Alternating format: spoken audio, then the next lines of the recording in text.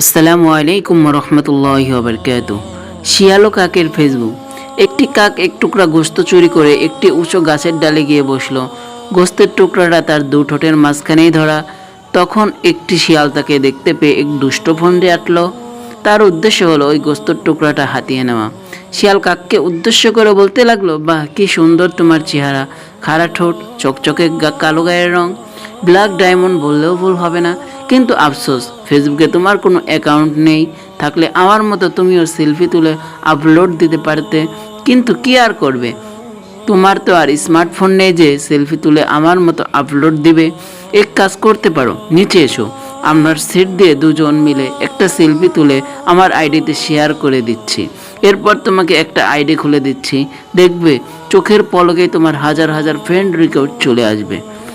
আর চাইলে তুমিও মাঝে মাঝে এসো, আমার সেট থেকে নোটিফিকেশন চেক করতে পারবে, স্ট্যাটাসও দিতে পারবে, আমি মাইন্ড করব না। এতক্ষণ ধরে কাক শিয়ালের কথা শুনে রেগে ফোঁস করছিল, কোথাকার কোন শিয়ালের মতো বড় বড় সাহস, আমাকে এভাবে অপমান করে। কাক তার পকেট থেকে তার নোকিয়া লোমিয়া 720 সেটখানা বের করে শিয়ালকে দেখিয়ে বলল, ওরে ব্যাককল শিয়াল, এই যুগে কি কারো কাছে স্মার্টফোন না থাকে? এই দেখ, আমিও স্মার্টফোন চালাই, আর আমিও সেই 2008 থেকেই ফেসবুক ইউজার। আমার ফলোয়ারের সংখ্যা কত জানো চান্দু? 50,000। আর তুমি আইসো আমারে ফেসবুক শিখাইতে? শিয়ালকে কথাগুলো শোনাতে পেরে কাক খুব মজা পেল, কিন্তু কখন যে তার ঠোঁট থেকে গোস্তের টুকরাটা নিচে পড়ে গেছে সেটা সে খেয়ালই করেনি।